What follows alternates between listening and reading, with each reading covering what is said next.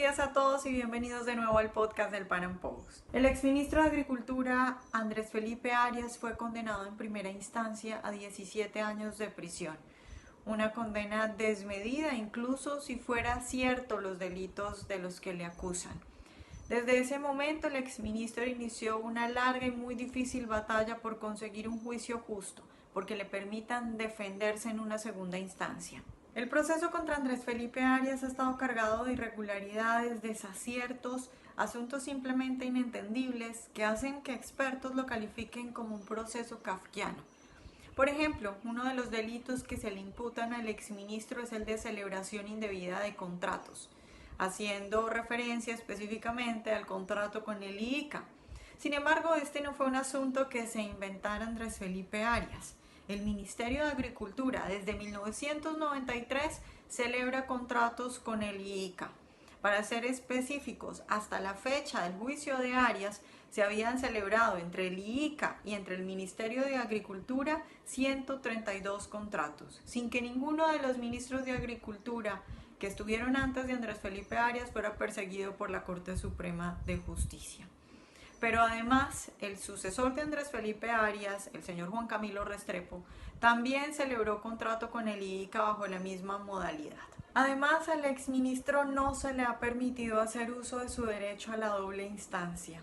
La lucha del exministro Arias durante todos estos años y estando preso desde el 2017 ha sido porque se le permite impugnar la sentencia en primera instancia emitida por la Sala Penal de la Corte Suprema de Justicia.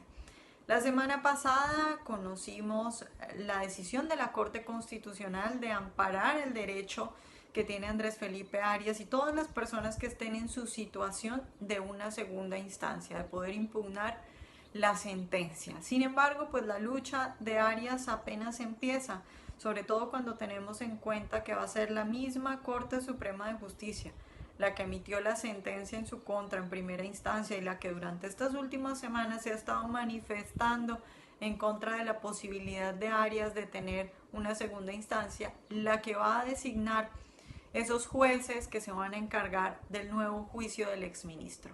Entonces, la lucha apenas empieza para el exministro Arias. Hoy vamos a conversar sobre todo esto, sobre lo que viene, sobre el proceso tan difícil que ha tenido que enfrentar, sobre las injusticias que ha sufrido.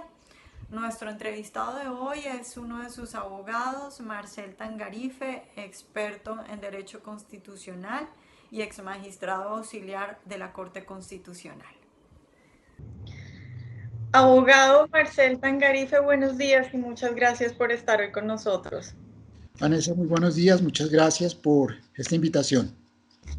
Bueno, la semana pasada la Corte Constitucional concede una tutela en favor del exministro Andrés Felipe Arias, amparándole su derecho a impugnar una sentencia de la Sala Penal de la Corte Suprema de Justicia.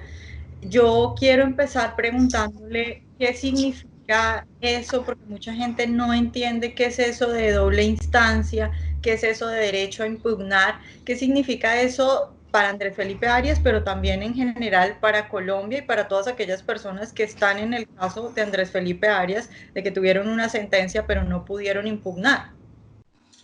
Sí, mire, esa pregunta es muy importante. Yo le contesto de la siguiente manera.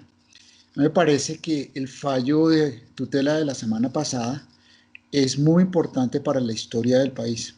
Sienta las bases de una nueva esperanza de la gente del común, del pueblo colombiano, en la justicia colombiana, que tantos cuestionamientos había tenido en el pasado reciente por diversas actuaciones que había tenido de contenido altamente político.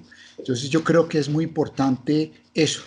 Primero que todo porque le rescata al pueblo colombiano la esperanza en que en Colombia sí puede haber buena justicia. Es lo primero. Lo segundo, porque deja sentado un precedente que ya había de alguna manera adoptado la Corte Constitucional, en el sentido de que en todos los casos en los que haya una sentencia penal condenatoria, esa persona que recibe la condena tiene derecho a impugnar la sentencia, es decir, a presentar un recurso en el cual pueda íntegramente cuestionar los hechos las pruebas y los fundamentos jurídicos que sirvieron de fundamento para esa sentencia condenatoria. Bien sea que esa sentencia se produzca en única instancia, por ejemplo, como es el caso de Andrés Felipe Arias, porque como él fue ministro de Estado en Colombia, él tiene un fuero especial que le hace que su juzgamiento sea por parte de la Corte Suprema de Justicia. La ley en Colombia malinterpretó esa norma constitucional y señaló que es un juzgamiento en única instancia. ¿Sí?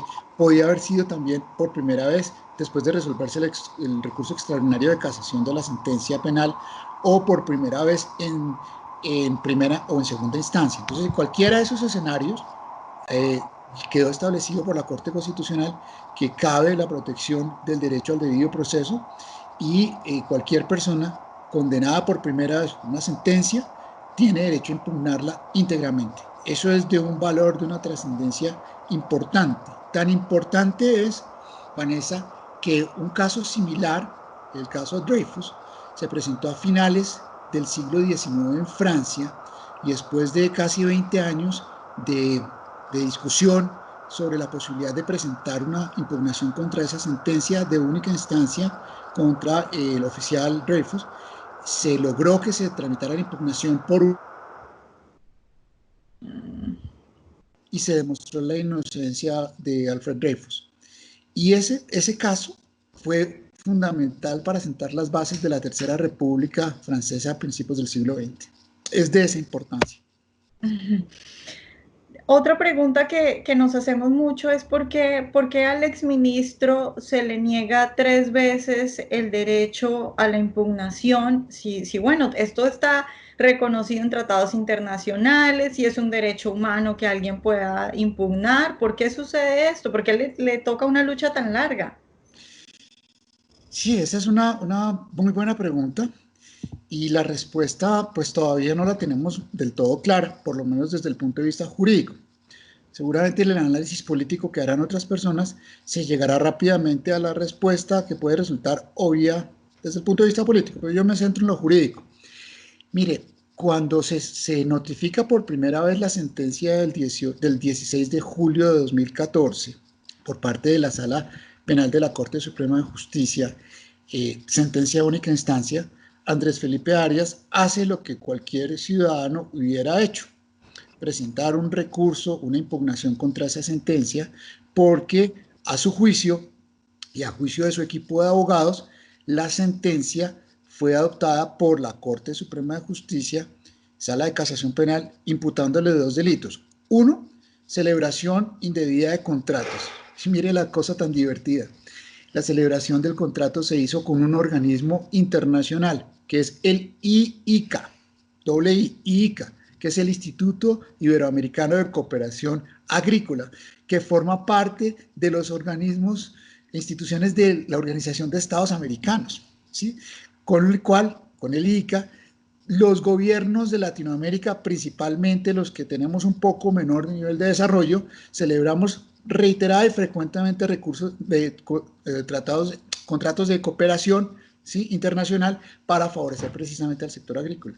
Y lo que ocurrió en el caso de Agroingreso Seguro fue que el ministro Arias celebró un convenio con el IICA precisamente para garantizar los aspectos técnicos y la asignación de los recursos de los distritos de riego de Agroingreso Seguro. Primer delito.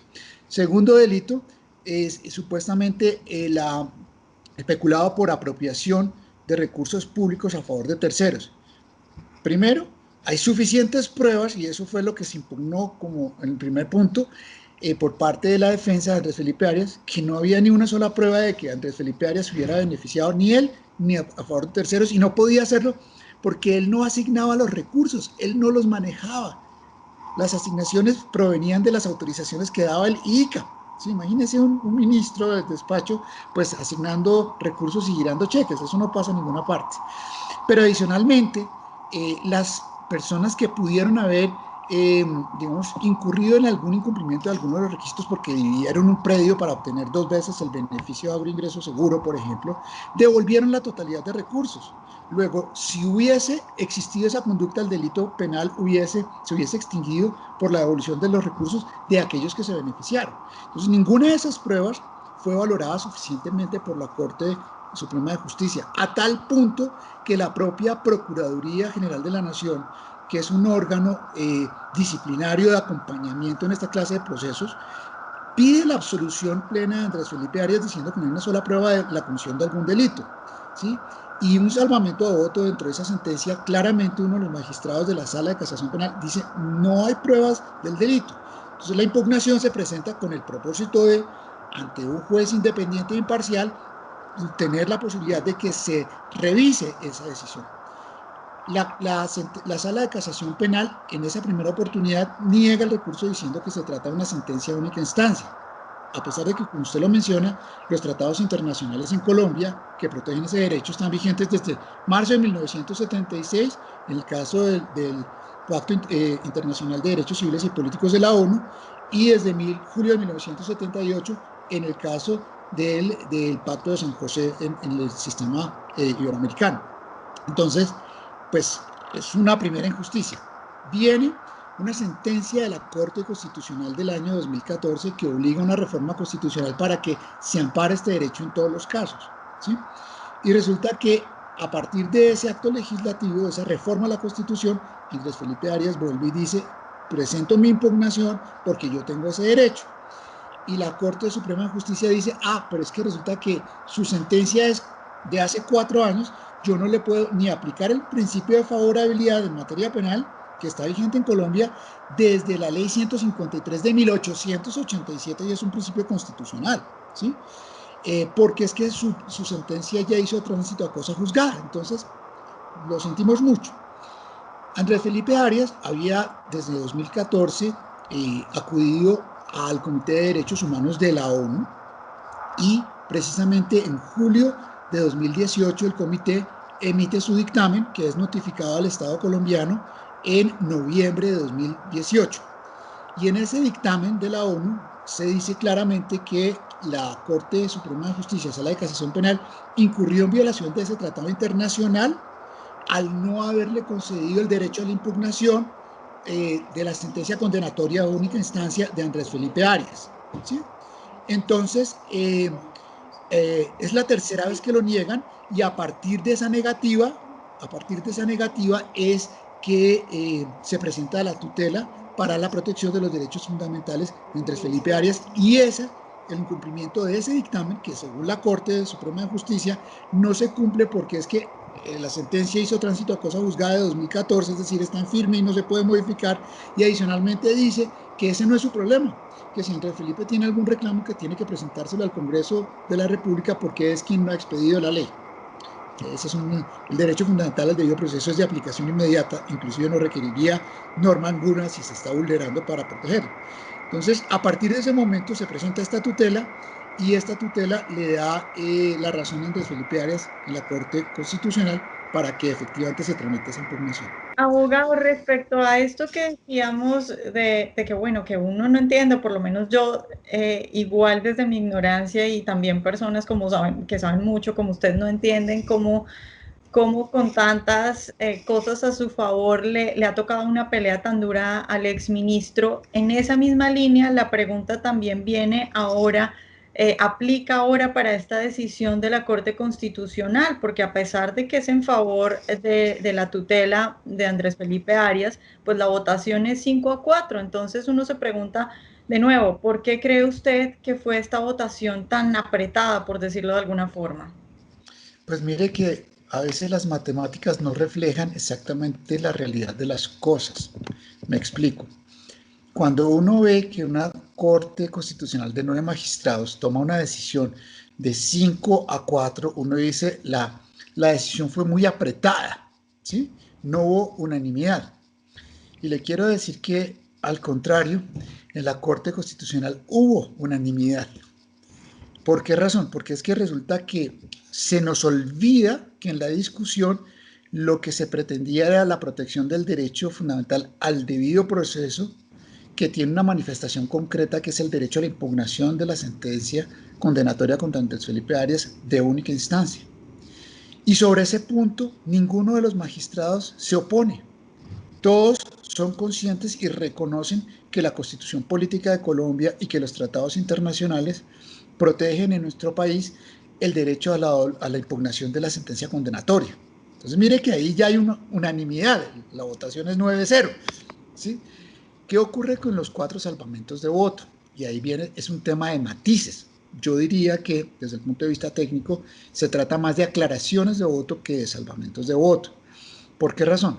Porque hay un salvamento de voto firmado por 3 magistrados de la Corte Constitucional que básicamente dicen que este problema debió haberse resuelto de tiempo atrás por parte del Congreso de la República, porque la Corte Constitucional en repetidas oportunidades, el año pasado 2 veces específicamente y en el año 2014 ya lo había hecho, exhortó al Congreso de la República de Colombia para que como órgano legislativo expidiera la ley que se llama ley estatutaria en el caso colombiano para la protección del derecho a la doble conformidad en todos los casos. Y esa sentencia debía señalar a cuáles casos se aplica, bajo qué criterios, si se aplica a partir de la Constitución de 1991, que entró en vigencia el 4 de julio de ese año, si se aplica a partir de la entrada en vigencia de los tratados internacionales que ya le mencioné, 1976 o 1978, en fin, y el Congreso de la República no lo ha hecho. De hecho, el año pasado empezó el trámite del proyecto de ley estatutaria en el Congreso. Aquí en Colombia hay 4 debates para la aprobación de un proyecto de ley y solamente se agotó el primer debate. Y siendo ley estatutaria tenía que haberse hecho en una sola legislatura que empezó el 20 de julio del año pasado y que termina el 16 de junio. Y ya no alcanza por tiempos a adelantarse los otros 3 debates. Obviamente el coronavirus ayudó bastante a que eso ocurriera. Entonces, esa es una posición que fijan ellos. Esto ya debía haberlo resuelto el Congreso de la República, pero en ningún momento dicen Andrés Felipe Arias no tiene derecho a la impugnación, ¿sí? Y el otro salvamento de voto dice una cosa interesante, es que la protección del derecho a la impugnación de la sentencia condenatoria por primera vez se debe aplicar en todos los casos de personas que se encuentran en la misma situación fáctica y jurídica de Andrés Felipe Arias. Es lo que la Corte Constitucional llama efectos intercomunes, que no solamente tenga efectos interpartes exclusivamente para Andrés Felipe Arias. Y dice este magistrado en el salvamento de voto, que es el presidente de la Corte Constitucional, que además eso debería aplicarse desde 1991. Entonces, dése cuenta usted que hay unanimidad frente al derecho a la doble conformidad, a la impugnación de la sentencia condenatoria de única instancia a favor de Andrés Felipe Arias, pero lo que hay son matices, aclaraciones de voto frente a las razones que llevan al convencimiento de estos 4 magistrados de apoyar la posición mayoritaria. Ya. Bueno, hablemos ahora, abogado, de lo que viene para el exministro, porque para nadie es un secreto todos los escándalos que hay en la justicia colombiana de corrupción, de malos comportamientos, bueno, el cartel de la toga, que ya es el punto tal vez más alto de toda esta corrupción.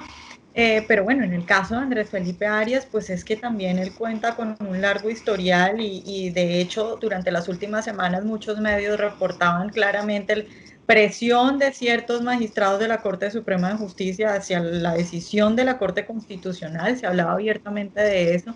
Entonces la pregunta es, ¿quién va ahora a juzgar a Andrés Felipe Arias? ¿Qué garantías cree usted que hay de que tenga un juicio pues justo y que pueda tener un debido proceso y hacer las cosas bien? Mire, Vanessa, esa es una pregunta muy importante. La garantía del derecho al debido proceso y particularmente de la impugnación de la sentencia condenatoria está íntimamente ligada al principio de independencia e imparcialidad del juez o tribunal que resuelva la impugnación. Eso es importantísimo. Eso lo reconocen todos los tribunales internacionales del mundo, las cortes internacionales del mundo, todas, no hay una sola que no.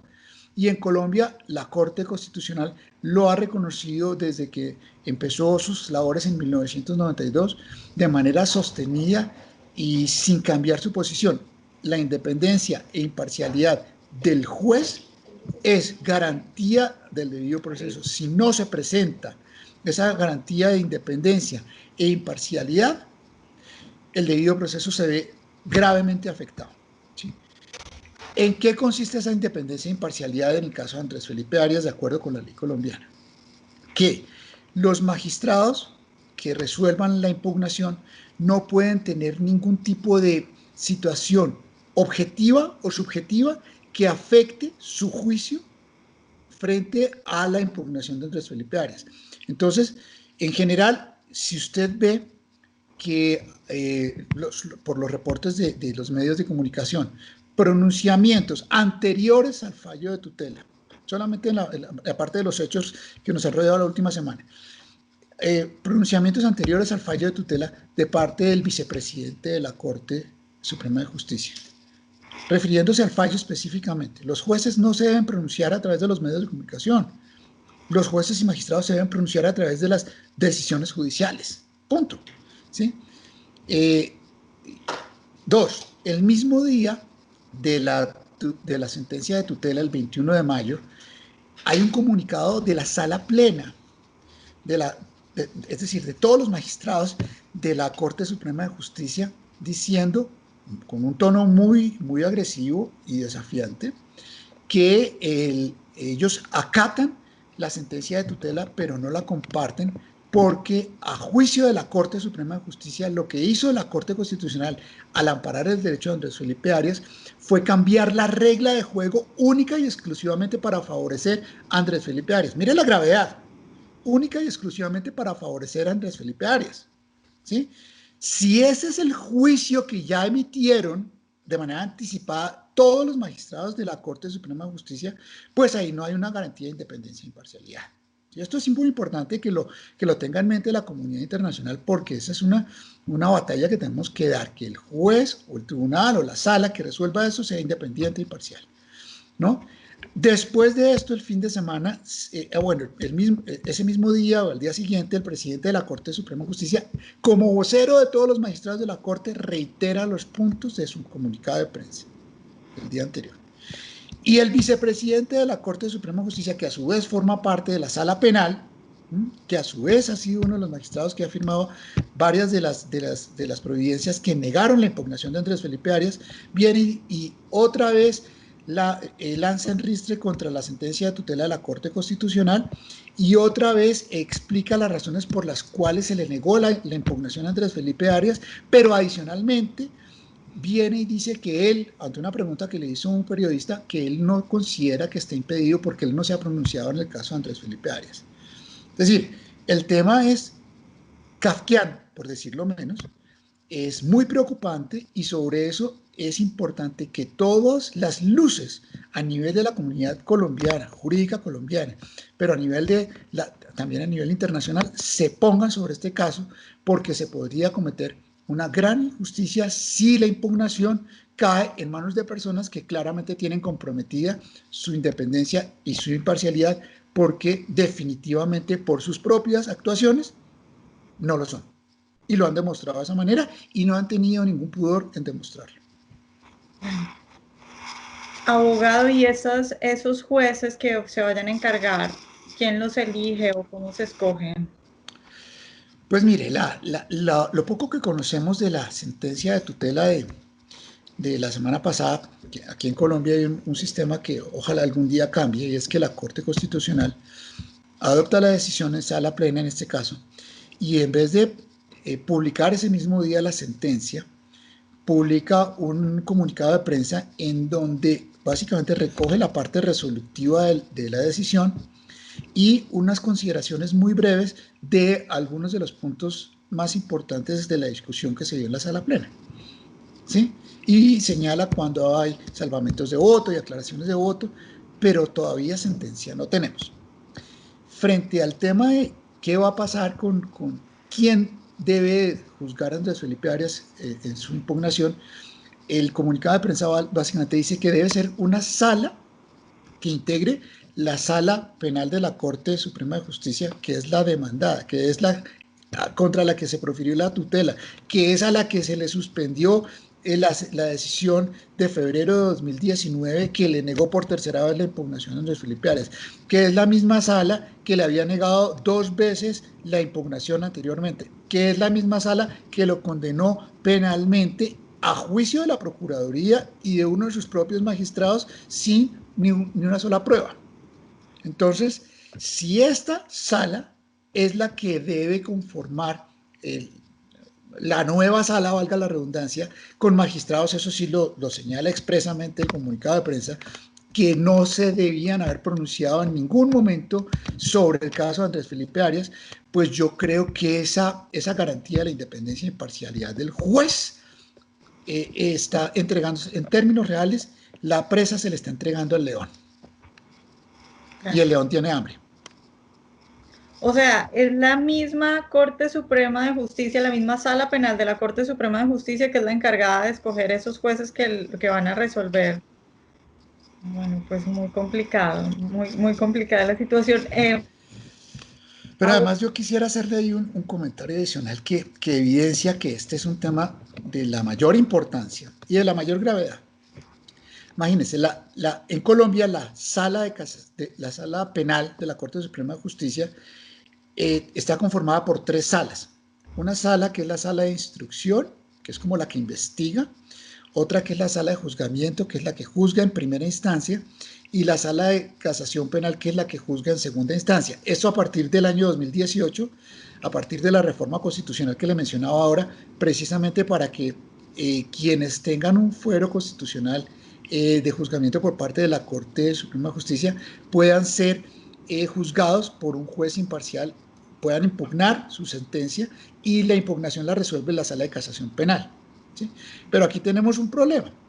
La que expidió la sentencia de única instancia fue la sala de casación penal, que es el superior jerárquico de los señores de la sala de instrucción criminal o de la sala de juzgamiento, ¿sí? Entonces ahí tenemos un problema de jerarquía del juez, ¿sí? Que claramente si mi impugnación la va a resolver un inferior jerárquico, pues la garantía de la independencia e imparcialidad se rompe, ¿sí? Por una parte. Por otra parte, usted sabe quién participa directamente en la elección de los magistrados de la sala de instrucción y de la sala de juzgamiento. Los magistrados de la sala de casación penal, es decir, además de todo, son sus nominadores. Luego, los señores de la sala de casación de instrucción, perdón, de la sala de instrucción o de la sala de juzgamiento, pues están comprometidos en su imparcialidad e independencia porque van a resolver una impugnación que ya negó y frente a una tutela contra su superior jerárquico y su nominador. Entonces, en el sistema colombiano existe la figura de los conjueces, que son un grupo de personas que cumplen los requisitos para ser magistrados de la Corte Suprema de Justicia y que en caso de un impedimento, una recusación aceptada de un magistrado, entran a reemplazar a ese magistrado. ¿Usted sabe quién participa en la nominación de todos los magistrados, de todos los conjueces de la sala penal? Pues la sala de casación penal, ¿sí? Pero además le pongo otra perla. Resulta que la tutela en primera instancia por la Organización Jurídica Colombiana, ¿sabe quién la resolvió y sabe quién la negó? La Sala de Casación Civil de la Corte Suprema de Justicia. ¿Y usted sabe quién resolvió en segunda instancia y confirmó la negativa de la tutela en segunda instancia? La Sala de Casación Laboral de la Corte Suprema de Justicia. Luego, toda la Corte Suprema de Justicia ya se ha pronunciado y tiene situaciones de impedimentos graves que afectan su independencia e imparcialidad en el caso de la impugnación de Andrés Felipe Arias. Es un tema muy delicado que hay que resolver y que ojalá que la Corte Constitucional lo resuelva en su sentencia. Bueno, pues abogado, es supremamente complicado todo esto que usted nos está contando. La verdad yo no tenía idea de la profundidad, esto es mucho más complejo y más difícil de lo que yo, que pensé que estaba informada, sabía. Y respecto a eso, pues obviamente se me abre la duda de qué está haciendo, qué puede hacer el equipo de abogados del exministro respecto a eso. Pues además, esperar la sentencia, me dice usted, pero además de eso, ¿hay algo que se puede hacer o alguna estrategia que se pueda utilizar? Claro, nosotros en este momento no solamente estamos estudiando lo que ya se dijo en el comunicado de prensa de la Corte Constitucional, que tiene unos elementos muy importantes que nos permiten a nosotros tener la tranquilidad del derecho a la impugnación por un juez independiente e imparcial, y eso es lo que estamos trabajando. Claramente eso es lo que estamos trabajando de manera inmediata, mientras que esperamos la sentencia, por una parte. Y por otra parte, los abogados penalistas, yo no lo soy, pero los abogados del equipo penalista ya están, de todas maneras, volviendo a retomar el expediente penal, analizando todas las pruebas y documentos y materiales que hay dentro de ese expediente para efectos de preparar en la oportunidad que corresponda y presentarla la impugnación de la sentencia condenatoria única de Andrés Felipe Arias. Ya para terminar, una duda y es ¿por qué el exministro tiene que esperar detenido la segunda instancia? Pues esa misma duda la tenemos nosotros, porque desde el punto de vista del derecho constitucional y desde el punto de vista del derecho penal en Colombia, cuando una sentencia condenatoria es impugnada, esa impugnación se concede en el efecto suspensivo, es decir, se suspenden los efectos de la sentencia. La sentencia no hace tránsito a cosa juzgada, como decimos los abogados, es decir, no está en firme y por tanto la condena no debería ejecutarse.